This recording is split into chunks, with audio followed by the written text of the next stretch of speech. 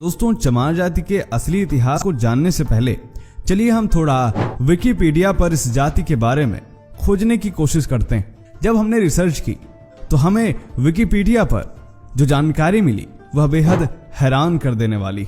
दोस्तों, विकिपीडिया के अनुसार चमार जाति को चमर वंशीय भी कहा जाता था। ये एक समय के क्षत्रिय पहचान से जाने जाते थे, लेकिन मुगलों ने जोर जबरदस्ती से इन चमर वंशीय सूर्यवंशी क्षत्रियों को चमार नाम का दर्जा दे दिया। विकिपीडिया के अनुसार मुगलों ने ऐसा इसलिए किया कि ये सूर्यवंशी क्षत्रिय इस्लाम कबूल करने से इनकार कर रहे थे। उन्होंने कहा कि हम पशुओं की चमड़ी से जूता चप्पल बना सकते हैं, लेकिन इस्लाम नहीं कबूल कर सकते हैं। फिर आगे बताया जाता है कि चमर वंश के क्षत्रियों ने चमड़े का काम छोड़कर खेती करना शुरू कर दिया और आज इनको अहिरवार भी कहा जाता है और जाटव नाम से भी संबोधित किया जाता है। जाटव आज इनकी उपजाति है। और आपको बता दें कि ये दोनों चमर वंश के वीर सूर्यवंशी क्षत्रिय हैं। विकिपीडिया के अनुसार इसका रेफरेंस देते हुए कुछ संदर्भ बताए जाते हैं, जिसमें अंबेडकर टाइम्स में रिसर्च के साथ यह छापा गया था कि चमार महापंडित सूर्यवंशी है। 2016 में इंडिया स्पीक्स डेली में अंग्रेजी में एक रिपोर्ट छपती है, जिसमें कहा जाता है कि जिन्हें आप चमार जाति से संबोधित करते हैं वे असल में एक क्षत्रिय थे, जिन्हें मुगलों द्वारा चमार का नाम दिया गया। इसी तरीके के कई संदर्भ हमें विकिपीडिया पर देखने को मिलते हैं, जहां पर चमार जाति के बारे में संक्षिप्त रूप से देखने को मिलता है। इसके अलावा एक और वेबसाइट जिसका नाम बहुजन इंडिया 24news.com है, हमने उसके पन्ने खंगाले। यह वैसी वेबसाइट है जो लगातार दलितों से संबंधित मुद्दों को ही उठाती है और देश भर में हो रहे दलित मामलों से जुड़ी खबरों को प्रकाशित करती है। जब हमने इस वेबसाइट का रुख किया तो हमने यहाँ पर चमार जाति के असली इतिहास को जानने की कोशिश की। तो इस वेबसाइट में प्रकाशित है कि चमार जाति को कभी भी विदेशी आक्रांताओं ने उठने का मौका नहीं दिया। इनकी मुख्य भाषा पाली या प्रकृति भाषा थी, लेकिन इसकी लिपि के बारे में अभी भी पूर्णतया खोज नहीं हो पाई। विद्वान मानते हैं कि सिंधु घाटी की सभ्यता में मिली लिपि के अवशेष ही इनकी मुख्य लिपि रही हो। बहुजन इंडिया 24 न्यूज के मुताबिक चमार शब्द से ही प्रतीत होता है कि कुछ चमार जाति के लोग चमड़े से संबंधित व्यवसाय करते होंगे, परंतु इसके विपरीत चमार कोई जाति नहीं थी, बल्कि राजशाही चमर वंश था और एक समय तक भारत समेत मध्य एशिया तक इसका शासन था।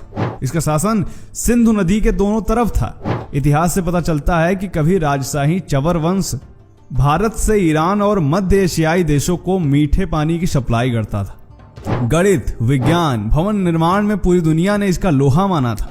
इस जाति के लोग शिक्षा, धर्म, विज्ञान और चिकित्सा शास्त्र में निपुण पाए गए, लेकिन आज अधिकांश चमार जाति के लोग कृषक, मजदूर, बुनकरी आदि कार्यों से अपना भरण पोषण कर रहे हैं। दोस्तों, आपको बता दें कि भारत में आजादी से पहले अंग्रेजों ने चमार रेजिमेंट का गठन भी किया था और चमार रेजिमेंट का गठन हुआ था 1 मार्च 1943 को और चमार रेजिमेंट काफी मजबूत बटालियन मानी जाती थी। और दोस्तों, चमार रेजिमेंट के गठन के बाद इसको कुछ समय बाद खत्म कर दिया गया। इसके पीछे एक बहुत बड़ी घटना देखने को मिलती है, जहां पर आजाद हिंद फौज से मुकाबला करने के लिए चमार रेजिमेंट को अंग्रेजों ने सिंगापुर भेजा था।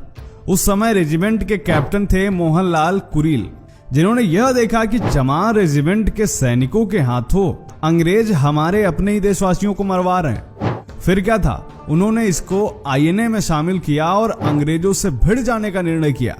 तब उन्होंने अंग्रेजों से लड़ते हुए सैकड़ों भारतीय सैनिकों की जान बचाई थी और चमार रेजिमेंट भंग कर दी गई, जिसके बाद कैप्टन मोहनलाल कुरील को भी बंदी बना दिया गया। फिर भारत आजाद होने के बाद उनको रिहा भी कर दिया गया।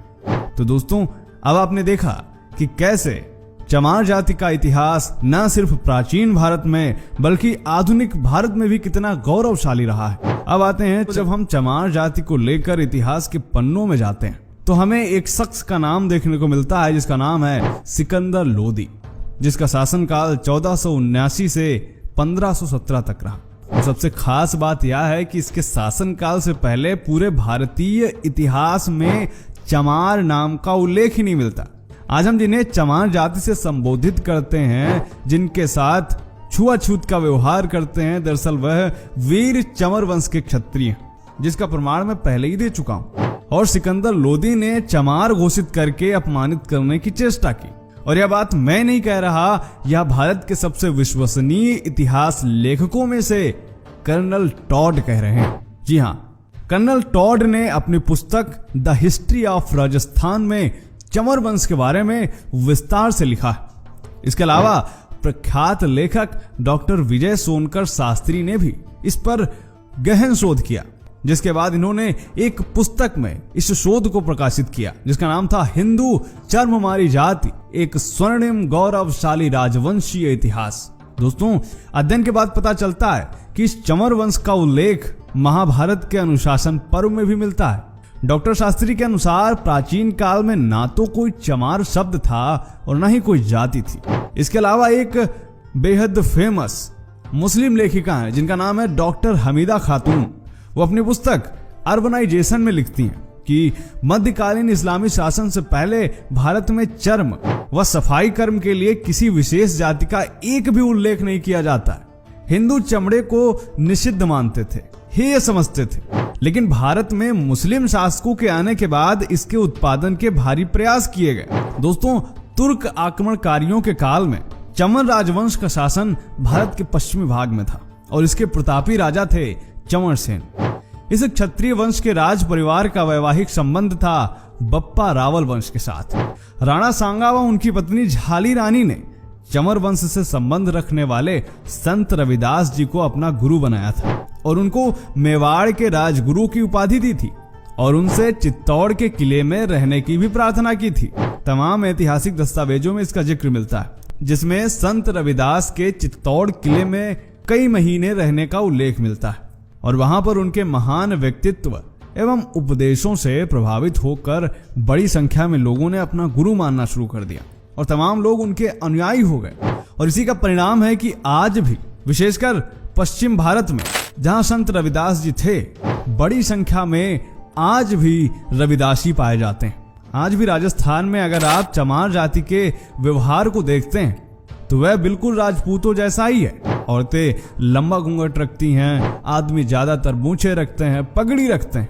संत रविदास की इतनी प्रसिद्धि बढ़ने लगी कि इस्लामिक शासन घबरा गया। सिकंदर लोदी ने मुल्ला सदना फकीर को संत रविदास को मुसलमान बनाने के लिए भेजा। सिकंदर लोदी जानता था कि यदि रविदास इस्लाम स्वीकार कर लेते हैं तो भारत में बहुत बड़ी संख्या में इस्लाम मतावलंबी हो जाएंगे, लेकिन उसकी सोच धरी की धरी रह गई। स्वयं मुल्ला सदना फकीर जो संत रविदास को मुसलमान बनाने के लिए गया था, वह खुद शास्त्रार्थ में पराजित हो गया और कोई उत्तर नहीं दे पाया और संत रविदास से उनकी भक्ति से प्रभावित होकर अपना नाम उसने रामदास रख लिया और स्वयं हिंदू बन गया। अब इसके फलस्वरूप सिकंदर लोदी आग बबूला हो गया। उसने संत रविदास को कैद कर लिया और इनके अनुयायियों को उसने चमार और चंडाल घोषित कर दिया और उनको बंदी बनाकर उनसे कारावास में खाल और चमड़ा पीटने, जूती बनाने इत्यादि निम्न काम करवाएगा। सिकंदर लोदी की यह शर्त थी कि या तो इस्लाम स्वीकार कर लो या फिर ऐसे काम करो। कि बादशाह ने वचन उचारा, मत प्यारा इस्लाम हमारा, खंडन करे उसे रविदासा, उसे करो प्राण को नाशा। जब तक राम नाम रट लावे, दाना पानी यह नहीं पावे। जब इस्लाम धर्म स्वीकारे, मुख से कलमा आप उचारे। पढ़े नमाज जभी चितलाई, दाना पानी तब या पाई। जिसमें संत रविदास जी कह रहे हैं कि बादशाह ने कहा कि उसे उसका इस्लाम धर्म प्यारा है और संत रविदास जब तक इस्लाम धर्म को स्वीकार नहीं करता तब तक इसे भूखा रखो, भले ही इनकी मृत्यु हो जाए। जब तक यह इस्लाम को नहीं स्वीकारते, अपने मुंह से कलमा नहीं पढ़ते, तब तक इसको खाना पानी ना दिया जाए। लेकिन समस्या तो यह है कि हमने और आपने कभी भी संत रविदास को अच्छे से पढ़ा ही नहीं। हमने उतना ही पढ़ा जितना हमें आवश्यकता है अपना एजेंडा चलाने के लिए, फिर चाहे वह हिंदू हो या फिर हमारे दलित भाई ही क्यों ना हो।